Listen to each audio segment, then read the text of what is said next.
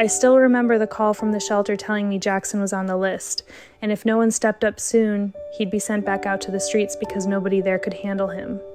My cat of 17 years had just passed away and the house felt painfully empty, so I wasn't even sure I was ready for another animal, but something about that situation stuck with me, and I decided to go meet him. When I arrived, the shelter was loud and overwhelming, and Jackson was in the back, looking completely uninterested in the world.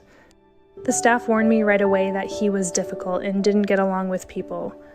When I reached into his kennel, he let me hold him for a moment, calm but distant, like he was simply waiting for me to finish.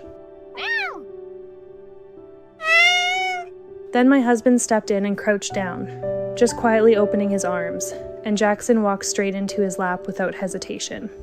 In seconds, he was curled up like they had known each other forever, and I remember thinking, oh no, we're not leaving without him. On the ride home, Jackson stayed on my husband's lap the entire time, completely relaxed, as if he had already chosen his person. My husband used to say he wasn't really a cat person, but his hand never left Jackson's back the whole drive home. I love you. He's a cutie. The first few days at home were surprisingly quiet. Jackson didn't act aggressive or mean at all, just observant and calm, like he was slowly testing whether this new place was real. We also noticed his tail was slightly bent, and the vet later said it was likely an old injury or something he was born with, but it didn't bother him. You can do it. Good. What surprised us most was that he didn't meow at all for weeks.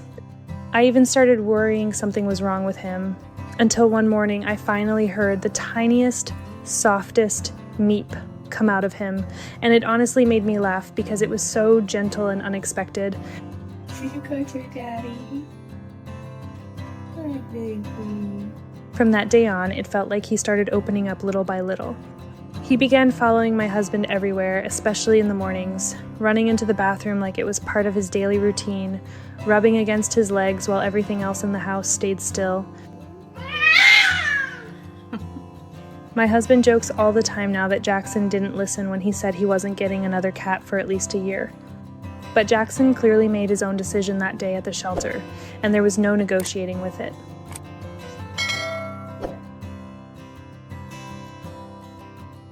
At night, he does the strangest thing. He refuses to sleep in bed with us and instead goes downstairs to sleep right in the middle of the living room floor with no bed or blanket, and no matter how many times we try to bring him back up, he always goes right back down.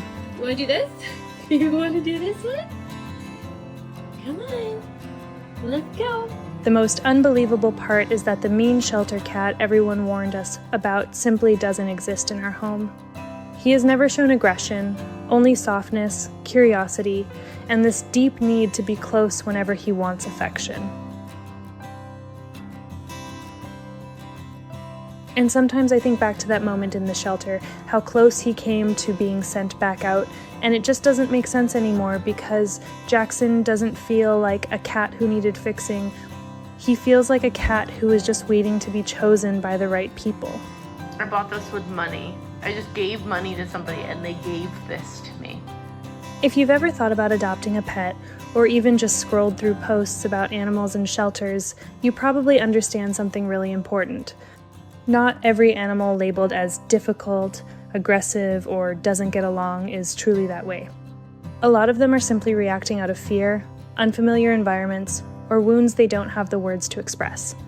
Jackson was once placed in that same category, and if no one had looked back at him that day, his story could have ended very differently.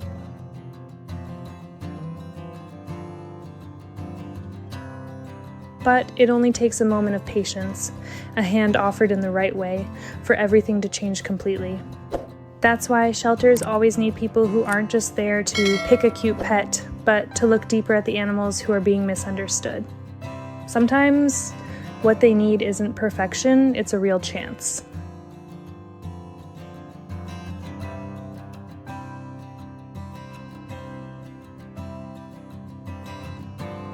If you can, consider opening your heart to the animals waiting in shelters.